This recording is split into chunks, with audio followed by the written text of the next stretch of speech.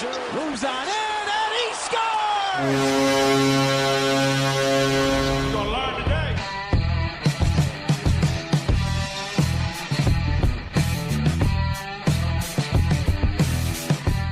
What's up, ladies and gentlemen, and welcome to another episode of the Pod Street Bullies. My name is Derek. And I am John. What's going on, everybody? And we are joined this week by our contest winner again for week number 2 of the contest. We have Vail. Hey, how you doing, guys? Yeah, just Vail. My first name's Richard. Nobody calls me that. So, Great. Well, I guess to start everything off, man, how about you tell us a little bit about yourself? Whatever you're willing to disclose. Well, I mean, do you want to tell you I'm not wearing any clothes right now, or it doesn't matter to me? I mean, hey. So my name's Vail. I'm married to a great wife for the last couple of years, and I got a 4-month-old son whose first game was actually the Flyers Devils home opener at the Wells Fargo Center this year.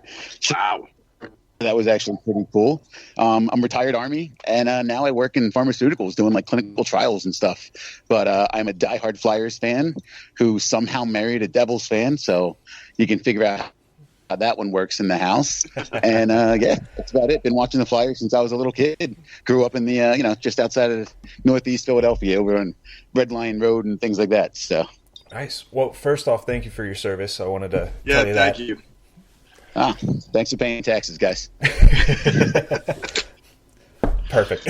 And so, without further ado, we're going to get to these game recaps here. We want to start off first game of the week on the 5th. We had Carolina, 4-1 win. Flyers looked pretty good, in my opinion. So, Vail, what do you think, man? What's your biggest takeaway from this game, whether it be positive, negative? Let's start with the positive. Yeah, the positive in that Carolina game had to be Carter Hart. I mean, that was kind of the first game where he started to look like himself again. And in my opinion, he actually stole that game for them. I could have very easily seen that game going the other way quickly. I mean, the Flyers had, I think, 19 or 18 giveaways in that game. There was a lot that was going on for them. And Carolina was just outskating them, in my opinion. But, Carter Hart kept them in it and gave them a chance, and their offense was able to take over, which was huge to see. Absolutely. And John, what do you think, man? What's your biggest positive from that game? Well, I mean, Vail kind of stole it. I think it was definitely Carter Hart, but if I was going to take another one, it'd probably be just Travis Konechny scoring again. I'm kind of waiting for all of this to die down with Konechny and him to come back to earth, and it hasn't happened yet, and I love it. So, I mean, anytime he scores a goal, I just want to talk about it and be like, that's a huge takeaway. Now, one thing I did notice, too, is that Carolina seemed to maybe not necessarily dictate, but they definitely pushed the pace of play in that game. And the way Philadelphia tended to respond was, I mean, they weathered those storms. They took care of business. I mean, how encouraging is that to see, considering last year we had a team that kind of just succumbed to that, and just basically rode the coattails of the other team through those moments within the games. Oh, for sure. I mean, and if you look at just shot totals in general, I mean, Carolina had 34. They'd had 34 shots. Philadelphia had 28. I mean, typically you'd expect more than one goal from that, but the Flyers were able to hold strong. Now, if you're going to draw any kind of negative comparisons or negative conclusions, I should say, Vail, what would you say, I guess, the Flyers could have worked on and been better at during that game? Honestly, I think figuring out a way to kind of counter Carolina's speed. That was a type of game where Carolina was so fast and got pressure on the D so fast that they caused a lot of turnovers, a lot of giveaways, which really made Carter kind of have to stand tall in a lot of spots. But again, going back to Carter, the young man nowadays who he stood tall, was fundamentally positionally sound like usual, and that was he was kind of the backstop and backbone to keep those negatives from ending up in the back of the net. And anything from you, John, negative-wise here? Just to kind of piggyback off what Vail said, giveaways 17. That just can't happen. We can't be doing that. I mean, luckily we had a goalie who was willing to stand on his head, but you can't be giving up the puck 17 times in a game.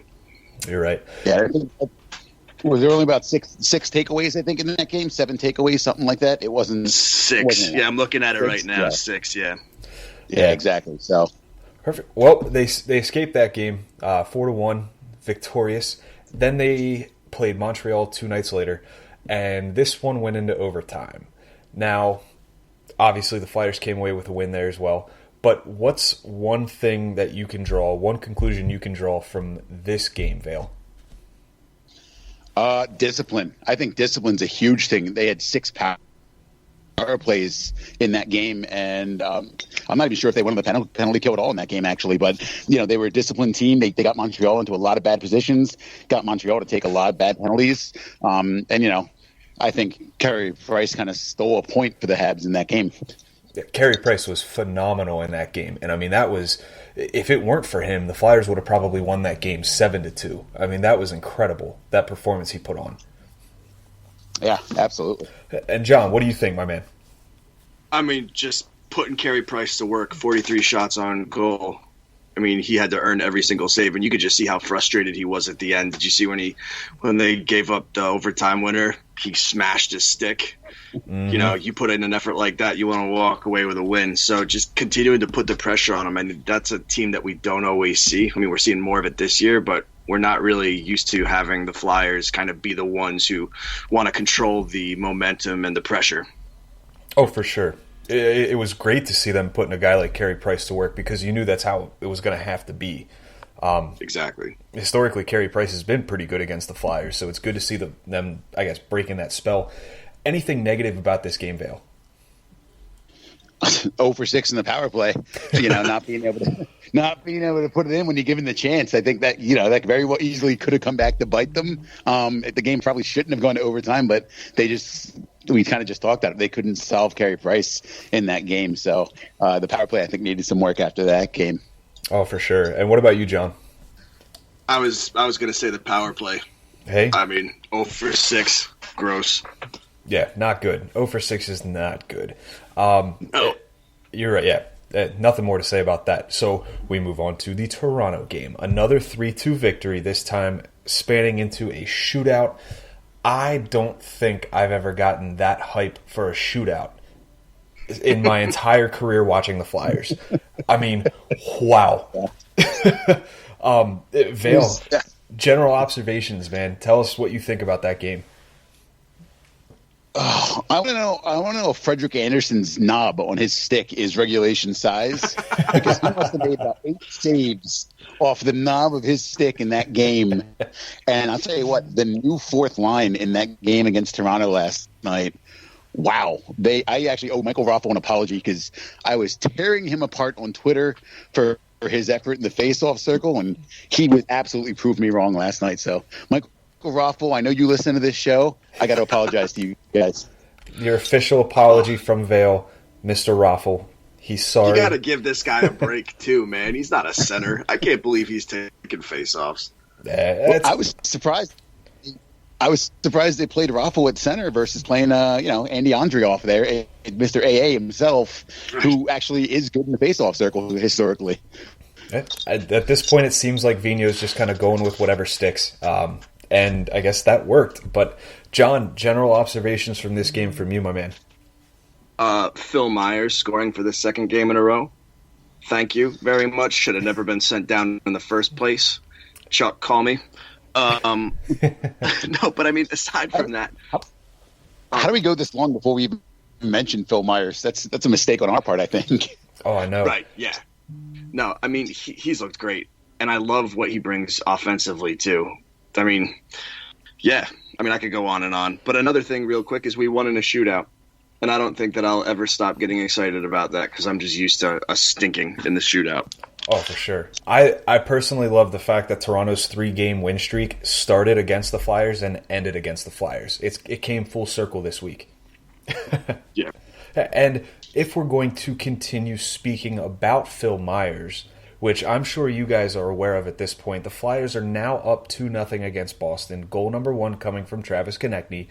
Guess who scored for the 3rd straight game tonight? Oh, really? Philip Get out of MF and Myers. It wasn't Chris Stewart? It may well have been Chris Stewart. I'm not watching the game because obviously we're a little preoccupied with the podcast here. But the score app said it was Phil Myers. I'm going to trust the score app. Yeah. Phil Myers he's just playing such a confident game, and I know you guys sound a little angry that he got sent down, but I got to be honest, I think it was a good call from Fletcher to send him down for a little bit. He didn't have a good camp and a good preseason, and it looks like he got all of his confidence back when he played those AHL games, and he looks unstoppable right now. Yeah, you know what? I mean, I agree with you, Vail. It's one of those things where I hate being wrong, and I really thought that he was going to stick. But I think that they sent him down for a long enough time. I mean, if it was an extended amount of time, I think I would have been annoyed, because you start to really dig at this guy's confidence if all of a sudden he's playing, 20-something games in the AHL. But it worked out. I can't complain. I mean, you look at it too, you rebuild your confidence in the AHL, you bring that swagger up with you to the NHL, and look what it's doing. I mean, he was, I won't say by far, but I think arguably he was one of the best defensemen on the ice the other night against Toronto. He looked phenomenal. It's strange to me because Phil Myers, when he's going back to retrieve a puck, he always looks almost lackadaisical just because his stride is so long, and yet he's still able to beat guys to the puck and win those races to the puck. And it kind of boggles my mind, because I'm yelling at the TV going, come on, effort, and then he's there anyway. And it's completely confusing to me, to be perfectly honest with you guys. It's almost Chris Pronger-esque, because you see when he would skate and the strides that he would take, there was no wasted motion. There was no stride that was taken without a purpose behind it. So seeing Myers take those strides, and those long strides at that, I mean, he's on the puck. He's where he needs to be. His positioning's great. It's really refreshing to see. I really think he's really good on defense as well, in my opinion. I mean, he shut down Gallagher in that Montreal game, and that's not an easy task. Yeah, no, it's been great. Yeah. All right, so end of the first period against Boston. It's 2-0 Flyers. Boston's on a 2-game losing streak. Flyers are riding high on a 3-game win streak. Predictions, because you could be right or wrong on this when it comes tomorrow. We're going to do it. We got to do it. Vail? Oh, you're going to make me go first again here, huh? I mean, John can go first if John wants to go first. Nope, you go, contest winner. Go for it. All right, you got it. Last time I entered a contest. No. Yeah, you know what? I'm gonna go out on a limb here. I think the Flyers are gonna keep taking it to Boston. I think they're riding high. This is kind of the last push for them, and I think they're gonna win this game 5-1. I think they're gonna really take it to Boston here in the second and third period. Sweet, I love it. Now, John, you got to do it. Am I allowed to just agree with him, or do I have to give my own? I mean, you can agree if it's 5-1. Go for it. No, I'm gonna. The first number that came to my head is I'm gonna go 4-0 Philly. Ooh, shutout. Yep. Shutout. Why not? Let's get ballsy. All right, I'm going to go 4-2. I'm going to say 4-2 Flyers win. I think they're going to give up some goals here. That top line with Boston is just too good. They can't keep them contained all game. None of us are going to take Boston here, because that I feel like we're playing with fire. None of us take Boston right now. When you think about it, though, when people are listening to this, the game's already over anyway. All right, that's fair. Yeah. Right, and we're trying to win over listeners here, Vail. I don't think we want to pick it. Yeah. We pander to the fan base, in case you didn't realize that. None of the. If you like JVR, then do not follow Ice Level Office, because I tear that guy apart on a regular basis. So I'll just give you a warning on that one. We're going to look into that one. We're going to have some fun with that. But to sum everything up, is there a general observation from all the games this week that you've got? Anything that just kind of comes to mind, Vail? Look, I was getting real worried that this was going to be a sub 500 team after their only wins were kind of coming against teams that are at the bottom of the barrel in terms of the standings. That opening win over the Devils was great, but then we started losing to some teams that had winning records. And I think this has been a statement week that the Flyers are not just beating up on bad teams, but they can really skate and play with the best teams. And we have to mention TK, Oscar, and Couturier, and how fantastic that line has looked really since the drop of the puck in opening day in Prague. They've absolutely been outstanding, and I think once they get a centerman back, if Nolan Patrick comes back and G gets to move back to the wing, this is going to be a really dangerous team for teams to come in and play against. They're hungry. These young kids are good. Oh, yeah. My math may be a little off because I didn't account for the game last night, but I was crunching a couple numbers, and for about 50% of the goals scored by Philadelphia, that line, or at least part of that line, some part of that line has been on the ice for 50% of the Flyers' goals this year. Wow. Isn't that crazy? It's really insane. I think Oscar's shooting something ridiculous, like 20% right now as well. That can't keep up, but I hope it does. But if it's it does, insane. that'd be great. Even I think in Eric's piece, the guy he writes with us here at PSN, and his Spying on the Saboteur piece, he was talking Pasternak, and he is shooting at a 26.4% rate, I believe. I mean, that's unreal. Yeah. But hey, if Lindblom can keep it up, if you're watching that first period of that game, there was a passing sequence that Boston had with that top line where it doesn't surprise me because they had a wide open net, and luckily they just kind of fumbled the pass as it came through. It hopped over, I think it was Marchand's stick, and Flyers got a chance going the other way. But when you're getting wide open nets because you have such crisp passing and such great chemistry, it might be able to continue. Might just keep going that way. I hope so. So, Vail, again, thank you so much for coming on, recapping these games with us. Please let everybody know where they can find you on Twitter, again, if anybody missed it. Yeah, absolutely. Will do. So you guys can find me on Twitter at Ice Level Office, and I'll be sure to, be retweeting and letting everyone know to listen to you guys. Love the podcast, and thank you so much for having me on, guys. Thanks, Phil. Yeah, thank you, man. Have a great night. Sounds good. Take care, guys. Have a good night. All right, bye. 2 for 2 on really awesome contest winners. I know. The crazy thing is they're making us sound better. You're right, and I think we're just going to keep rolling with this contest. I'm liking this so far. Seriously, I mean, honestly, it's been working out fantastic. I mean, both of them, the amount of knowledge that they bring to this show, and who you never really know what you're going to get, but so far we've lucked out. Oh yeah, and I mean, we've all interacted with these guys between Ben and Vail so far, and they know what they're doing. They know what they're talking about. But if we're gonna keep going on with the progression of this show, we're gonna talk about some news that happened this week. As many of us know, Sam Morin has suffered another injury. This injury will be keeping him out of action for the rest of the year. It's an injury I'm going through right now, and it's not fun. I haven't even hit the chopping block yet, but right. I'm dreading it. But he tore his ACL, the same ACL he tore last year in May, 2018. Yeah. Can this guy catch a break? No. Simply put, Yeah, I mean, no. Oh, it's nothing is working. It really is. Yeah, I mean, your heart really breaks for this guy. Yeah, no matter whether you think he's, NHL material or not, it's like your heart goes out to the guy putting up with all this injuries nonsense, and it's terrible. Right. I mean, he could just never keep things going long enough to really, cement his name in the Flyers roster or in the organization. Every time you think that they're going to give him a real chance, they either didn't because they played someone else or he ends up getting hurt. Yeah, I mean, and this kind of begs the question, is he ever going to be a consistent part of this lineup moving forward? No. No, absolutely not. Absolutely not. I think that this was kind of the year, let's see. I think they're going to move on from him now. I mean, it stinks because I really like the kid, and this is something that's out of his control. But from an organizational standpoint, right, it's just you can't keep waiting on this kid, and I think they're going to move on. Now, keep in mind he does have one more year left on his contract. Yep. And with this type of injury, typically it's around, I want to say 9 months, 10 months. So he could be ready for the beginning of next season. But, I mean, and you want to talk about waivers and how everybody was scared that he'd get claimed if they sent him down recently before the injury.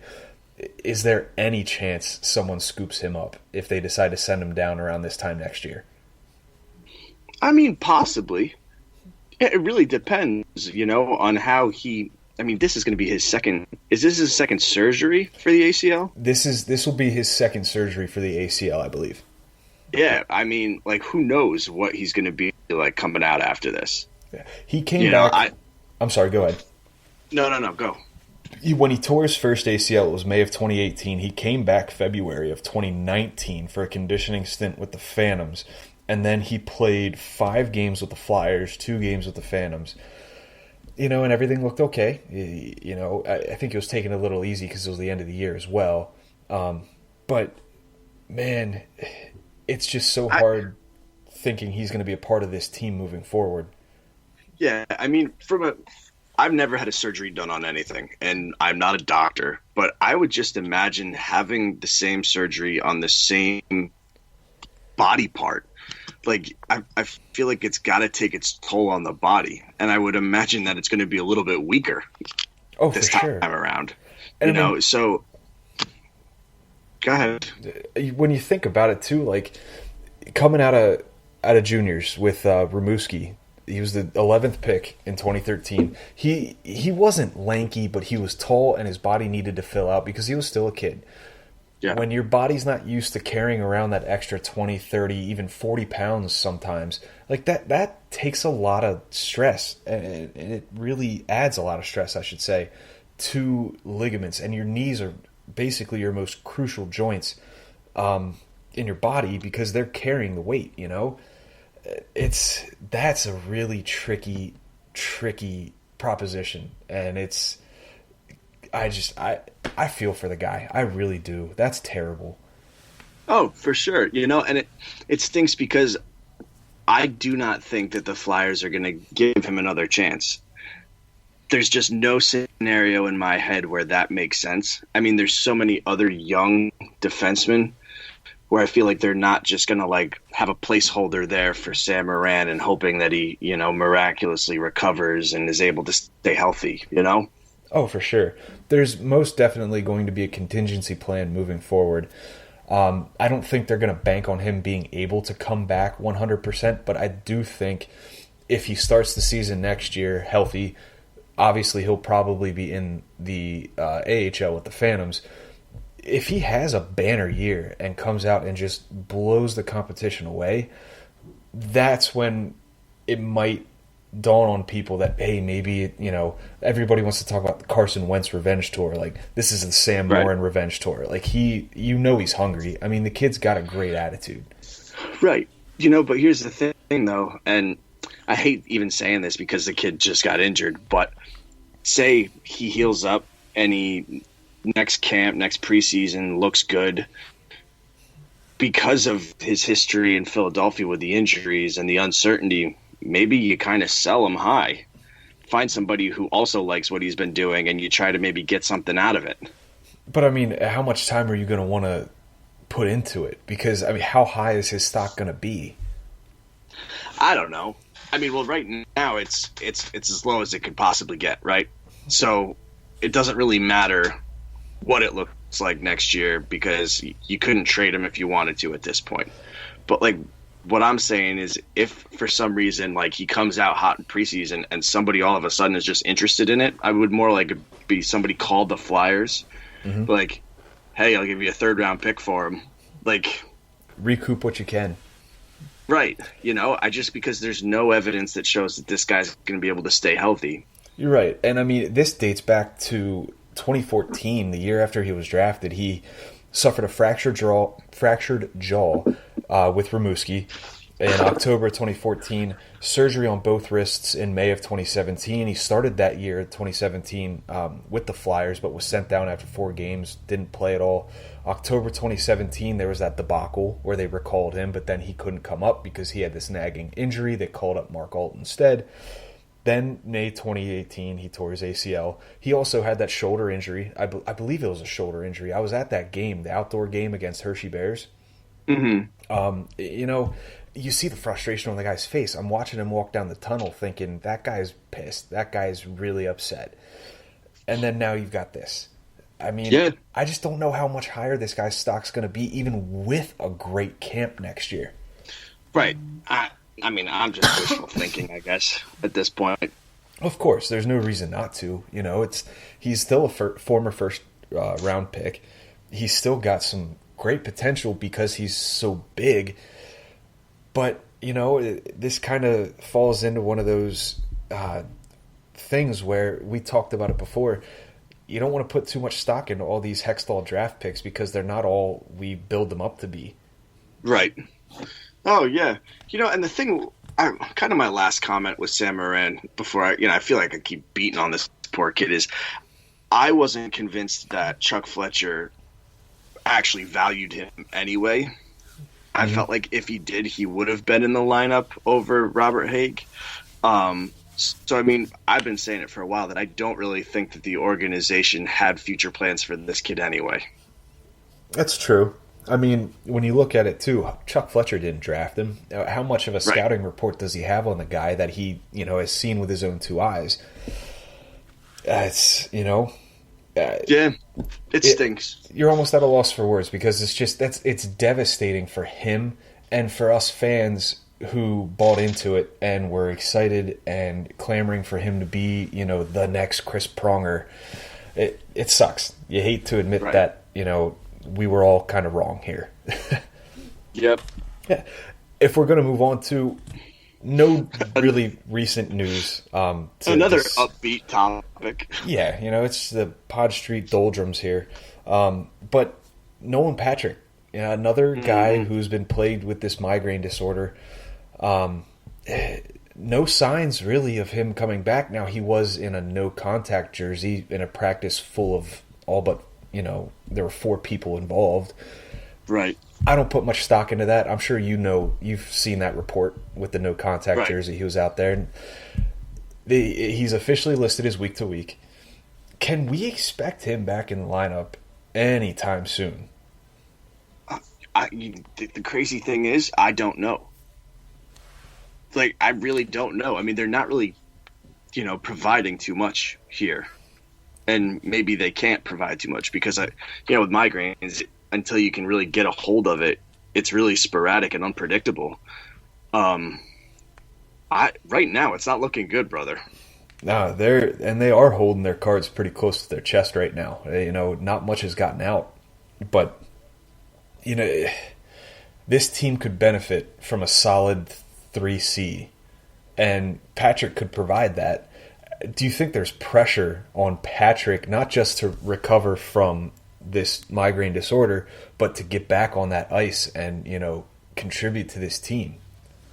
Oh, totally. I mean, think of the storyline before all this came out. We were going to slide him down to the third line and finally give him the opportunity to kind of play against inferior talent, if you want to call it that, to really see what he could do and see his production increase.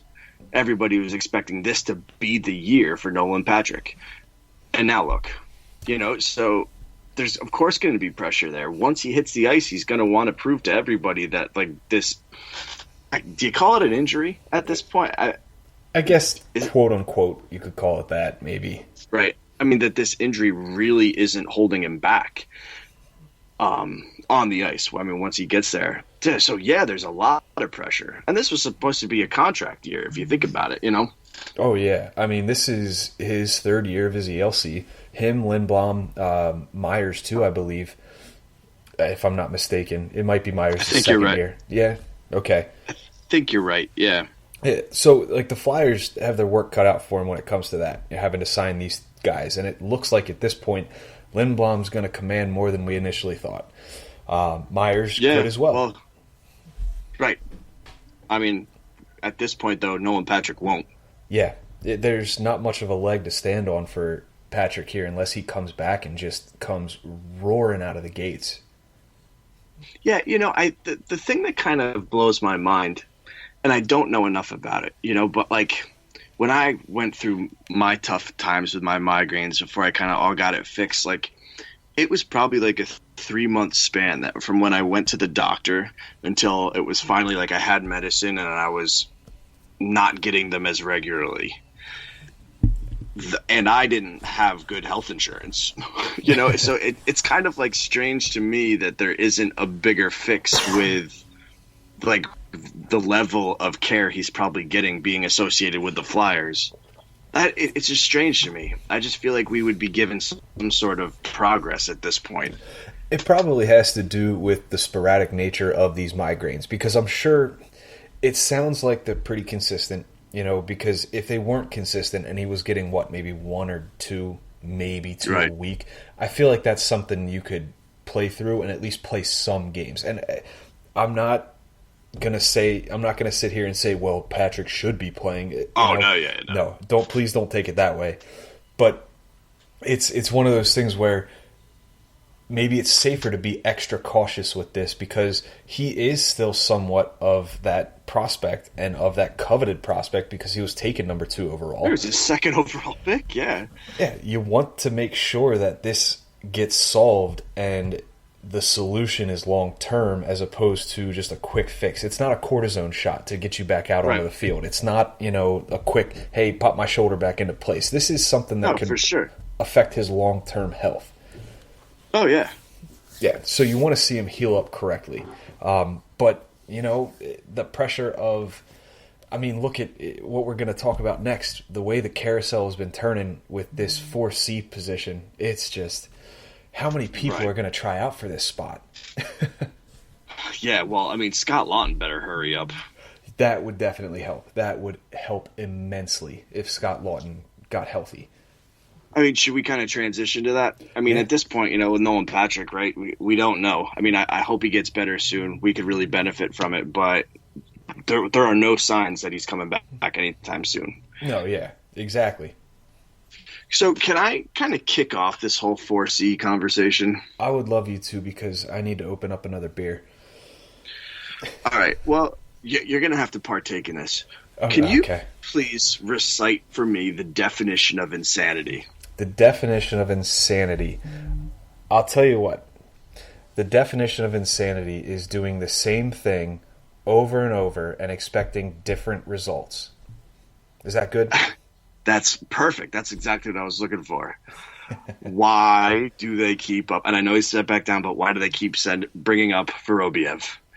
It's like we bring him up, we put him down. We bring him up, we put him down. We bring him up, we put him down. And nothing's changed. Stop already. He is the Ferris wheel of the Philadelphia Flyers. I just don't understand. But they're like, let's put him here for 2 games. Let's see. Okay, nothing. Let's bring him back down to the AHL. All right, 2 games later. Let's see if anything's changed. Nothing's going to change, especially in that short amount of time. Stop calling up Mikhail Vorobiev. He is not an NHL player. And if any other team thinks he is, trade him. You're right. I don't know what else to add to that. It's getting so frustrating seeing him. Because he shows those glimmers of hope in the AHL where he had that great play the other night, scored that goal, and then it's like Chuck Fletcher must be sitting there in his office thinking, oh man, if he could do that at the NHL level, let's give him another shot. And then he comes up and he doesn't do it. Then they send him back down. Then he does it again. It's like you said. It's just good, bad, good, bad. It's a seesaw. And listen, they're trying to find a solution right now. So I get that, the constant call-ups. But, don't keep calling up the same guy. Because clearly that's not working. At this point, you might as well just keep trial and erroring. I think it's a great idea. I think if you want to call it like a trial by fire, just pushing these guys into this position and saying, this is what we want. We need a 4C. If you're going to be the guy, go out there and show me. We've been through Raffl, Lawton, Vorobiev, Rubtsov, now Andreoff. This is Bunnaman. This is the 6th guy that we've been on now with Andreoff. And honestly, I like what I'm seeing from Andreoff so far. It's only been 1 game with last night against Toronto and tonight against Boston, but he hasn't been much of a detriment, and he's actually provided a bit of a jolt to that 4th line, in my opinion. Yeah, no, he's been safe. I think that's a good way to put it. But that's what they need in a 4C role. Exactly. But he's not playing center, is he? Isn't Raffl the one playing center on that line? You're right. Vail brought that up earlier in the show. Raffl's been playing center, but it's basically a 4th line spot, and Andreoff's capable of playing center. For sure. No, keep him there. Until Lawton comes. Unless, obviously he forgets how to play. But we want it to be a kid. I know that. but like I just want something safe. I don't want a liability at this point. The team is playing well. The last thing I need is to put some kid there and it be like a learning curve, and then we're losing games because of it. Yeah. Just keep Andrew there. Why not? At this rate, you think about it, our top line, which if it's not officially our top line, it should be. You've got Couturier, Konechny, and Lindblom. So Couturier centering that line. You've got the next line with Kevin Hayes. And this is, I guess, I should preface this by saying this is when Scott Laughton comes back, what these lines should look like. You've got Kevin Hayes, and then you've got Scott Laughton playing center. I'm forgetting somebody. You've got Couturier, Hayes, Laughton. Claude Giroux. Giroux. I still hate the fact that he's back at center, but it is what it is. You know what, though, man? It's a nice luxury to have the fact, like, I'd prefer that he's on the wing too, but at least like when a guy like Patrick goes down, you can still place a player of the caliber of Giroux at center, you know? You're right, but hear me out here for a second, and I want to pose this to you real quick. If you're going to have Laughton come back, yep, would it make sense to bump Laughton down to that fourth line where we all presume that he would be at the beginning of the season to begin with, and bring up a younger kid? Because much like to your point with the article you wrote a week or so ago with Rubtsov, what about giving him more of an expanded role at the 3C position and letting him kind of try to flourish in that spot? Because it's not the fourth line where he's getting more limited minutes, but it's still only the third line. But it's something much better than a fourth line position. I actually really like that idea, but I don't think it's Rubtsov. Okay, so who's it going to be? Morgan Frost. Really? Yep. I think right now, do we know how much longer Laughton's going to be out? Excuse me, sorry. It's anywhere from 2 to 3 weeks, because when he was initially injured, it was 4. So I think that, you wait until he's ready to come back and then do exactly what you just said. Put Laughton on the fourth line and then call up Frost, because he's been playing really well with Lehigh Valley, and then you give him his opportunity. By that point, he's even had some more time in the AHL to work some more. Mm-hmm. And then you give him a shot. And if it doesn't work, then maybe you move to Rubtsov. But I think that he's the ace in the hole at this point. You're right. I think he might be the last ace in the hole at this point as well. But Morgan, last night, it was Saturday night, he had the assist on the game-winning goal for the Phantoms. And he has looked so impressive. His point streak has ended. His point streak ended at 1, 2, 3, 4, 5, 6, 7 games. He was held scoreless against Wilkes-Barre on Wednesday, but Saturday night again against Hershey, he had 2 assists, which got him back in the scoring sheet. He has been great for Lehigh Valley. 11 points, 12 games. Do you want to disrupt that? Because his confidence has got to be pretty high right now, but imagine leaving him down there for a year, having him be one of the premier rookies in that league, and then next year saying, hey, I know you dominated down there. Now's your chance to do it in the NHL. And his confidence is just that much higher than it would be if we called him up tomorrow, let's say. Yeah, but here's the thing, though. What if you called him up tomorrow and he could do the same thing in the NHL? It's a big what if.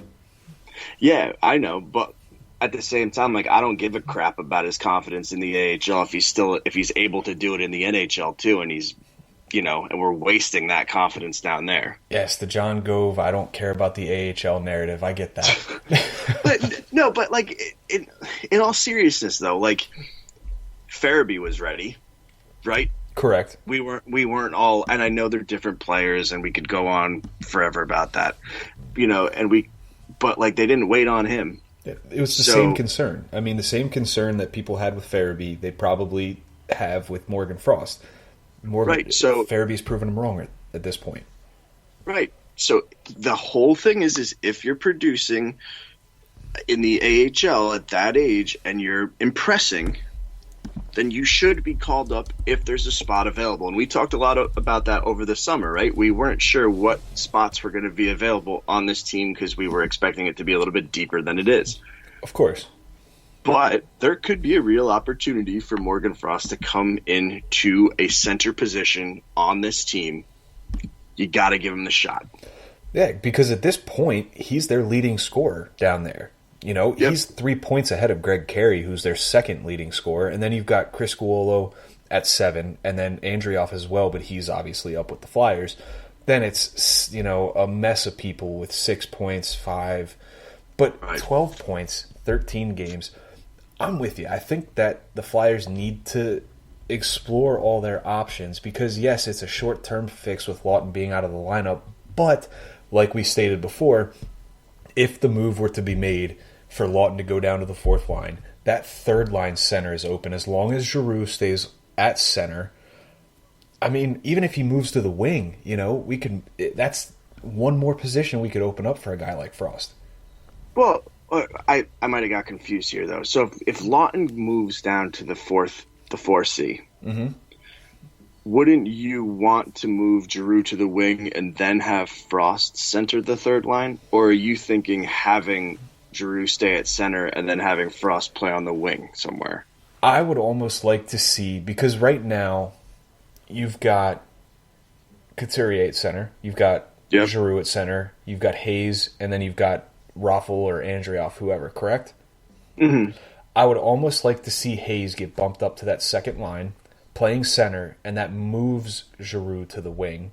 So then you could bump a quality second line guy like JVR or Voracek down to the third line with Frost playing center.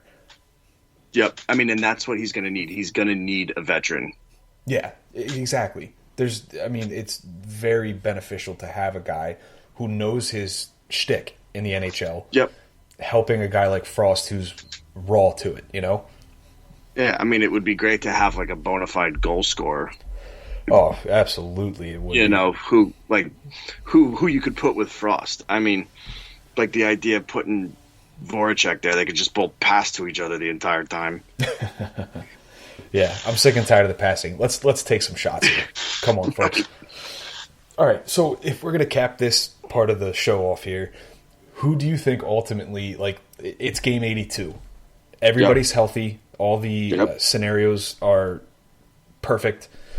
Who do you think ends up with that spot on the fourth line center?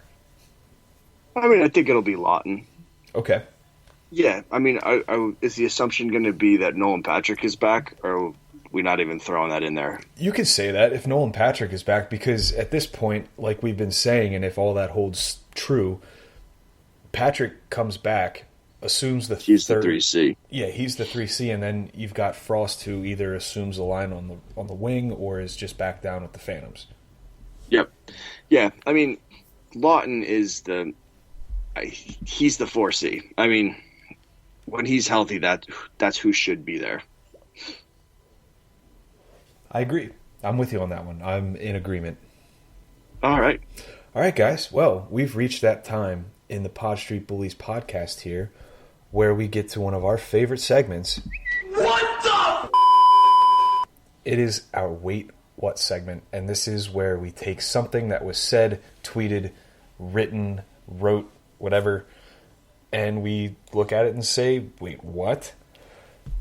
So this week, John, I would like you to tell us what your Wait What is. All right. Yeah. So it has to do with a story here. So you have to go back to last weekend. So Saturday, November 2nd, I believe. Right? Second day in November. Again, second day in the month of November. And I had to go to the mall to buy one of those coaching whiteboard things for basketball. I coach youth basketball. So I had to get one of those. I don't think I'm ever going to use it, but it makes me look official. Anyway, so we go into the mall. We walk into Dick's. You know, Dick's looks like it would with all its sporting stuff. And we walk out of the store and into like the main mall area. And I see Christmas trees and red balls and Christmas music is played and Mother Truckin' Santa is sitting down for pictures on November 2nd. And I'm like, you've got to be freaking kidding me. It's Christmas already. So I'm like, well, maybe it's just the mall. Well, nope, because I went to Kohl's this weekend because I had to get something with the wife. And it's Christmas everywhere. Christmas music, Christmas sales, Christmas commercials. Are we joking? Are we joking? Like, Halloween just ended. And there's this other holiday called Thanksgiving, and I get it. You don't get gifts for Thanksgiving. But give me a freaking break. It's so annoying. Like, Thanksgiving's great. I love Thanksgiving. And the gift of turkey, mashed potatoes, and sweet potato pie is good enough for me. But, the thing is, like, as a dad, now, before I was a dad, I was kind of down on the holidays. Like, I could care less, but as a dad, I really want to embrace the holiday a little bit more because I have a little girl who's going to be excited about Santa and all that stuff. And, when she's 4 and I tell her that Santa's not real, she's going to get really upset. But I figure for these 2-3 years. Can we pump the brakes real quick? You're telling me that there is no Santa Claus? I was in 8th grade when I found out. Dude, I found out one night because I would always be that sneaky kid and sneak down in the middle of the night and like pry open one of my presents but make sure I could get it back to where it looked like it was initially wrapped. I caught my parents putting them under the tree and I'm like, what? And my mom looks at me with that face, like, the face, like, oh crap, he found out. Right. My dad looks at me and he goes, if you say a word to your younger sisters, you'll never get another present for Christmas, for Easter, for your birthday, or anything ever again. I was like, fine. I'm like, here's the key. I just locked my mouth shut. Dude, I was sitting in my 8th grade English class. I mean, at that point, I guess everybody else knew, but I was one of those people who I'm sure that I knew, but I liked the innocence of it. So I was just going to keep believing until my English teacher, Mr. Carrillo, one day just went, oh, and everybody knows Santa's not real at this point, right? And I was like, yeah. Yeah, I know. Teacher. It's okay. Yeah, teacher. That's got to be like a dagger right through the heart. Thanks a lot, Mr. Carrillo. I know you're not listening to this, but you're an asshole. Anyway. I stand in agreement with you. I hate the fact that Thanksgiving has become this forgotten holiday. Oh. Dude, by the time December comes, I hate Christmas. Oh yeah, it's annoying with the music. The commercials are already. Yeah, oh. I feel bad for anybody listening to this. I feel so bad for you if you work in retail. Oh my god! I don't know how you deal with Christmas music all the time. So here's the thing. I want you, if you work in retail and you listen to this show, tweet at us. Give us just like your best holiday story. Or maybe like one time you had to put a hole in the wall or something because you were sick and tired of listening to Rock Around the Christmas Tree for the 40th time on a Wednesday. I want a good retail Christmas story. So if you have any, tweet it at us. That'll be the question of the week. We've been slacking on it a bit lately, but that'll be our question for next week. Give us your worst story when it comes to retail working. I like it. Well, with the holidays. With the holidays, yes, obviously. There's plenty more to complain about retail-wise. I understand. One little thing, and I'm assuming we got a little bit of time here, so that's why I'm kind of continuing to ramble a little bit. Oh, for sure. But one thing I do like about Christmas is those little, like, claymation Christmas specials that they have, like, from, like, the 70s. Like Rudolph and all those. I've always been a big fan. How old are you, like 80? No, I'm 30. Well, it sounds like you're 80. I enjoy... You don't like those things? No, I like the Grinch. I like, Dude, Friday. What the hell is wrong? First of all, you don't like Year Without a Santa Claus? Hold on, what? Year Without a Santa Claus. You don't know what Year Without a Santa Claus is? With the Heat Miser and the Snow Miser? I know what Friday is, where they beat the hell out of the Santa that stole all the stuff. Shut up with your Friday stuff. I want you to legitimately, for a second, tell me you've never seen A Year Without a Santa Claus. I've seen it. Okay, thank you. I just didn't know the title of it. I'm Mr. White Christmas. Love that stuff. I'm done listening to you, John.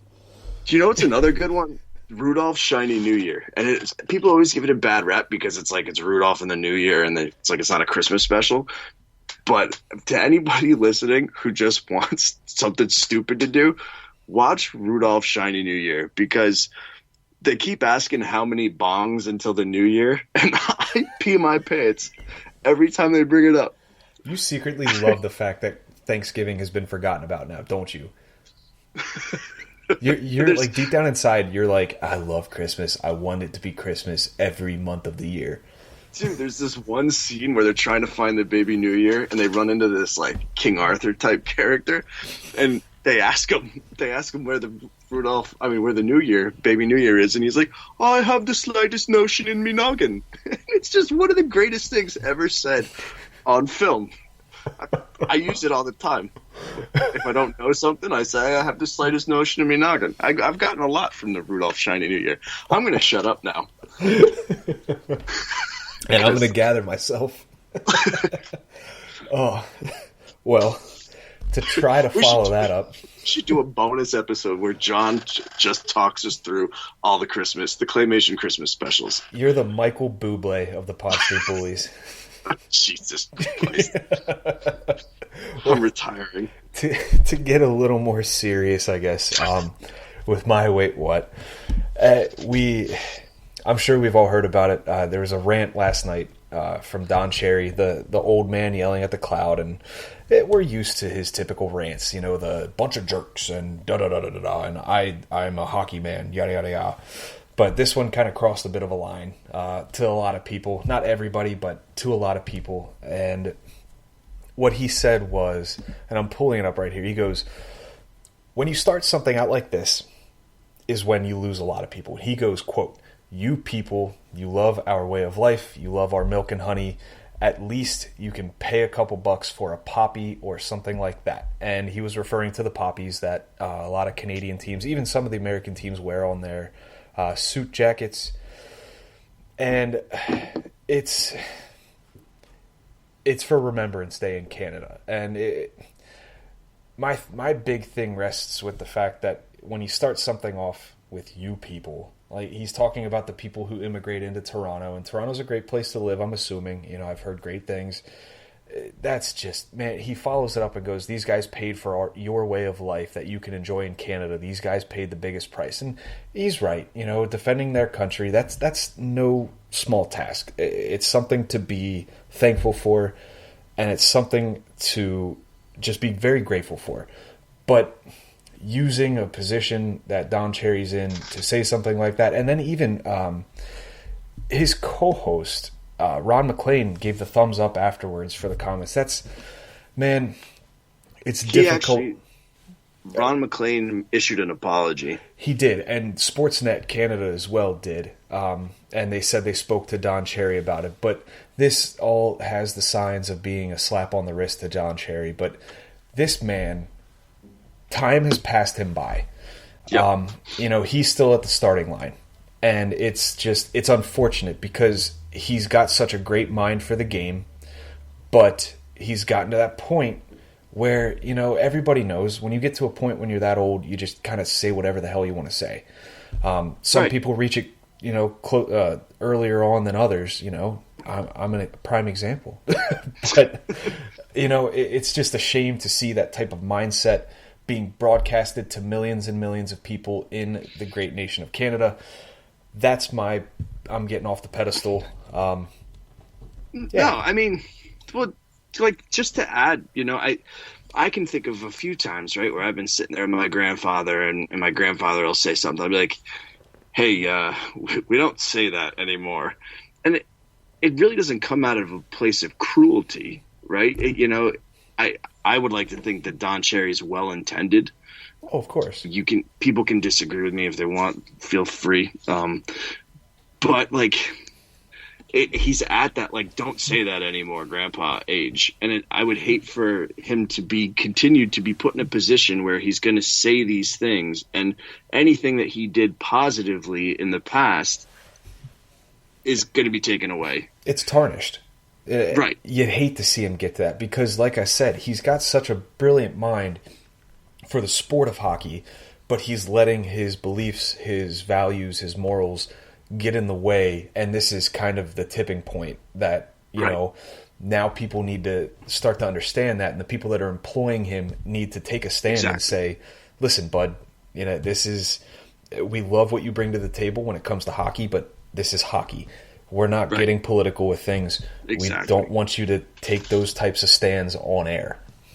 Right. I mean, and to be clear, and I think we leave it alone after this, but to be clear, this isn't me and Derek trying to come up with excuses for Don Cherry. This was a stupid thing to say. You know, he shouldn't have said it. Absolutely. Screw you on that, Don Cherry. But at the same time, like, we like to look at things a little bit more, not just black or white. Yeah. There's gray areas to a lot of things. And much like John said, I'm in complete agreement with that. Now, we've reached the end of the Pod Street Bullies episode 40-something. Losing track, you know.